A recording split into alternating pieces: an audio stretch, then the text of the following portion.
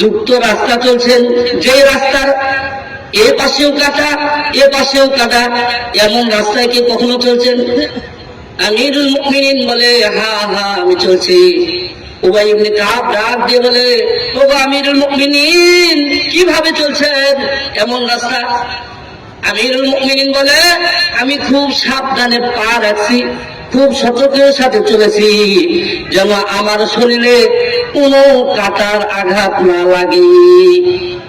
হযরত উবাই ইবনে কাব বলে, এটাই হলো তাকওয়া। এটা কি?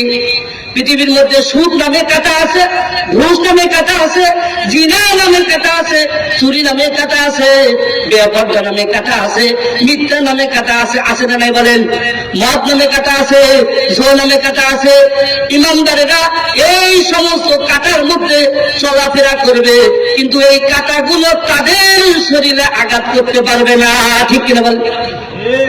এমন একজন মানুষ ওমর রাদিয়াল্লাহু তাআলা আনহু, যেই মানুষের ব্যাপারে স্বয়ং আল্লাহ নবী বলছেন, قال النبي صلى الله عليه وسلم قال النبي صلى الله عليه وسلم لو كان بعدي نبيا لكان عمر।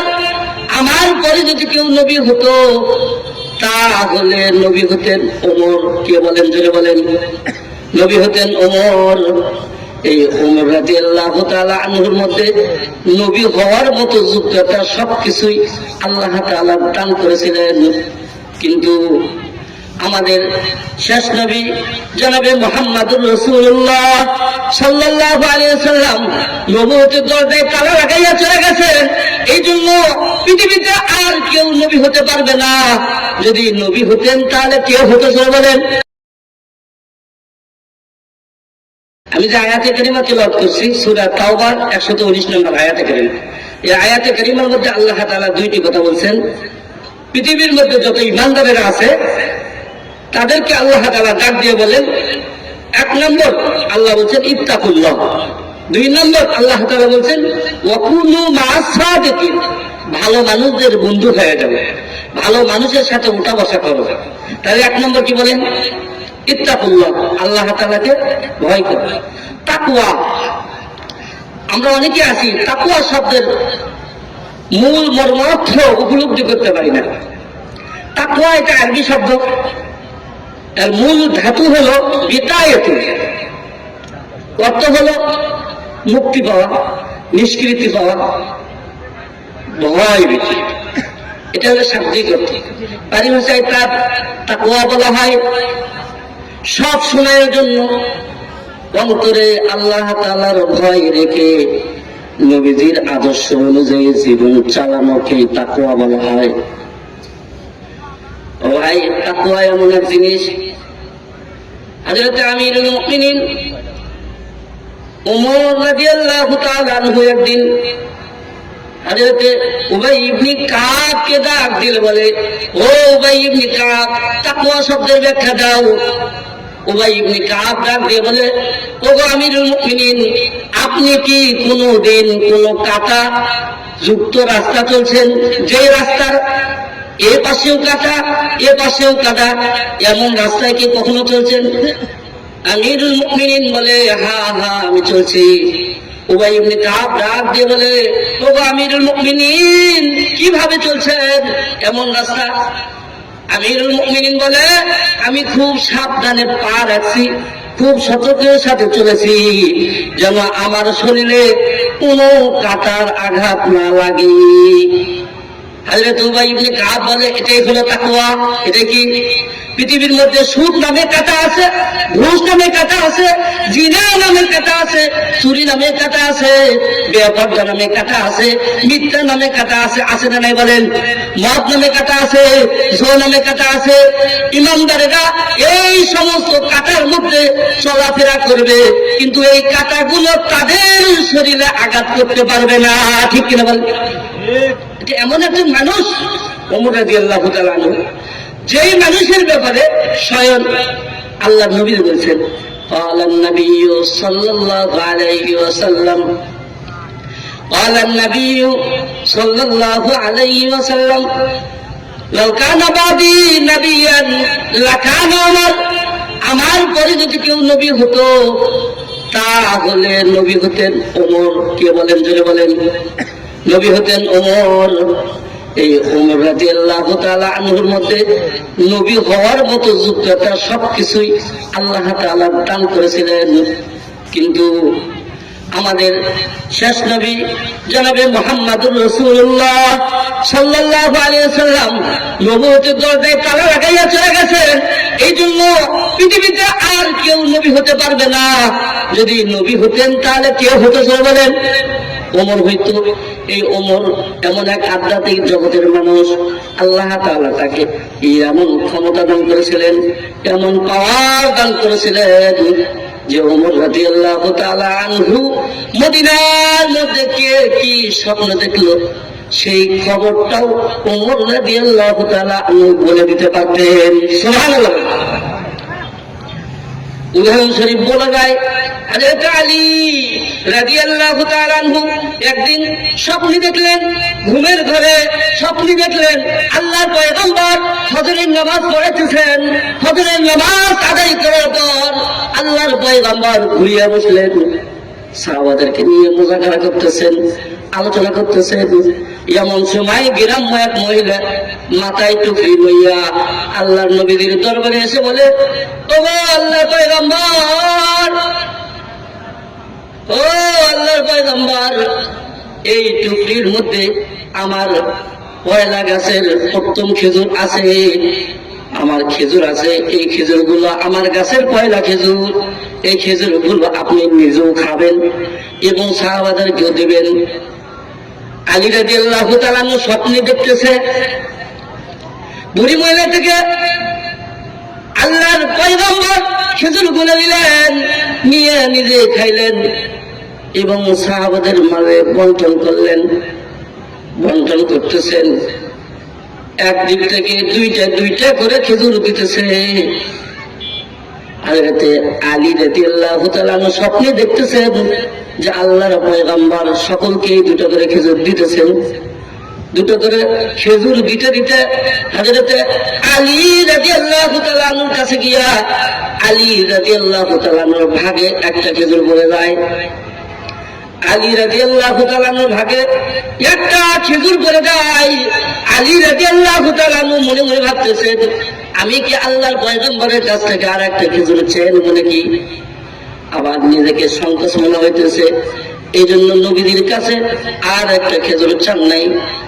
কিতাবের মধ্যে এসেছে হযরত আলী রাদিয়াল্লাহু তাআলা নবীর দেওয়া খেজুরটা খাইতেছেন। ইতিমধ্যে মসজিদ থেকে ফজরের আযান হয়ে যায়। ঘুম থেকে জাগ্রত হইয়া হযরত আলী কাররামুল্লাহ আলী রাদিয়াল্লাহু তাআলা দেখেন নবীজি যে খেজুরটা দিয়েছেন সেই খেজুরের আটিটা এখনো তার মুখের মধ্যে আছে। সুবহানাল্লাহ। এখনো মুখে আছে। এবার মসজিদে চলে গেছেন ফজরের নামাজ পড়ার জন্য। গিয়া আমিরুল মুমিনিন হযরত ওমর রাদিয়াল্লাহু তাআলার পিছনে নামাজে দাঁড়াইছেন। আল্লাহর পয়গম্বর নবীজি যে সূরাগুলো পড়ছে হযরত ওমর রাদিয়াল্লাহু তাআলা আনহু সেই সূরাগুলোই পড়তেছে। নামাজ পড়ার পরে দেখেন নবীজি যে রকম ঘুরে বসেছিলেন সাহাবাদের দেখি হযরত আমিরুল মুমিনিন ওমর রাদিয়াল্লাহু তাআলা আনহু ঘুরে বসলেন। সাহাবাদের দেখি, সাথীদের দেখি হুবহু আল্লাহর পয়গম্বর যেই খুঁটির সাথে ট্যাক লাগাইছিলেন হযরত ওমর রাদিয়াল্লাহু তাআলা আনহু সেই খুঁটির সাথে ট্যাক লাগাইলেন। লাগানোর পরে সাথীদের সাথে আলোচনা করতেছে, মুযাকারা করতেছে।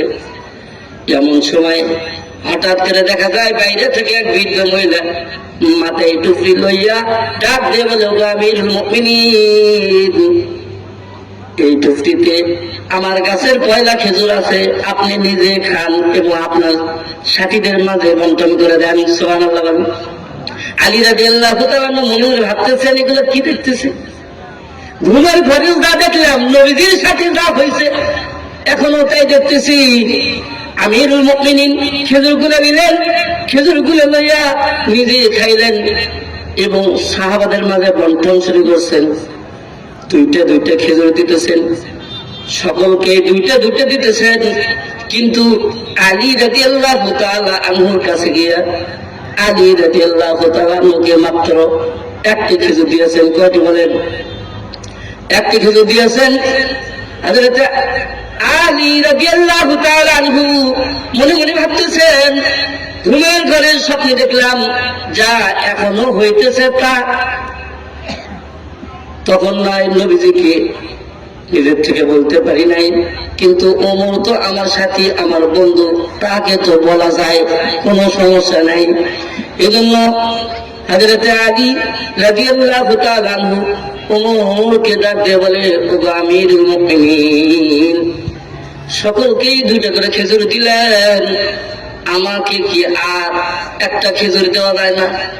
বড় মজার ব্যাপার, একটু খেয়াল করেন, বড় মজার ব্যাপার। সুবহানাল্লাহ বলার জন্য রেডি থাকেন। দেখেন উত্তরটা কি, কত চমৎকার উত্তর।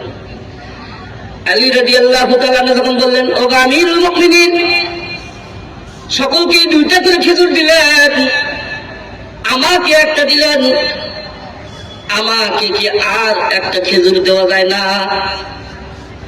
ওমর ডাক দিয়ে বলে, আলী, ও আলী, গত রাত্রিরে দেখলাম আল্লাহর পয়গম্বর সকলকে দুটো করে খেজুর দিল, কিন্তু তোমাকে একটা খেজুর দিয়েছে।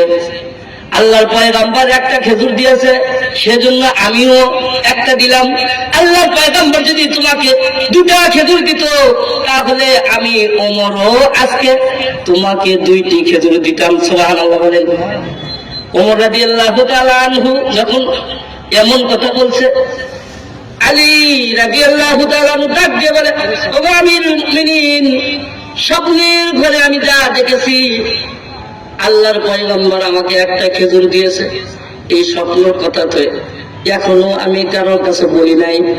তাহলে আপনি কিভাবে জানলেন? আপনি কিভাবে বুঝতে পারলেন আল্লাহর নবী যে আমাকে একটা খেজুর দিয়েছে? ওমর রাদিয়াল্লাহু তাআলা আনহু বলেন, ও আলী, তুমি যেভাবে জানছো আমিও সেইভাবে জানছি। সুবহানাল্লাহ বলেন। ওমর রাদিয়াল্লাহু তাআলা এমন এক আধ্যাত্মিক জগতের মানুষ, আল্লাহ তাআলা এমন পাওয়ার দান করেছিলেন।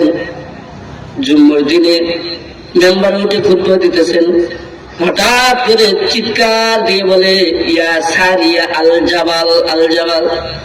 শত শত মাইল দূরে সাহাবারা যুদ্ধ করতেছে, আর ওমর রাদিয়াল্লাহু তাআলা মসজিদের মেম্বার থেকে আওয়াজ দিতেছে, ইয়া সারিয়া আল জাবাল, আল জাবাল।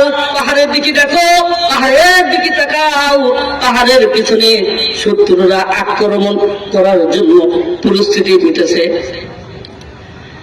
এবার যুদ্ধ শেষে যখন মদিনাতে সাহাবারা ফিরে যাচ্ছেন, সারিয়াকে ডাক দিয়ে বলে, সারিয়া, গতকাল খলিফাতুল মুসলিমিন জুম্মার নামাজের সময় যে তোমাকে ডেকে ডেকে বললো, ইয়া সারিয়া আল জাবাল, আল জাবাল, তুমি কি সেই আওয়াজটা শুনতে পেয়েছো? হযরত সারিয়া বলে, খোদার কসম, খোদার কসম, সেই সময় যদি আমিরুল মুমিনিন আওয়াজ না দিত, তাহলে পাহাড়ের পেছন থেকে শত্রুরা এসে সকল সাহাবাদেরকে শহীদ করে দিত। সুবহানাল্লাহ বলেন। এটা হল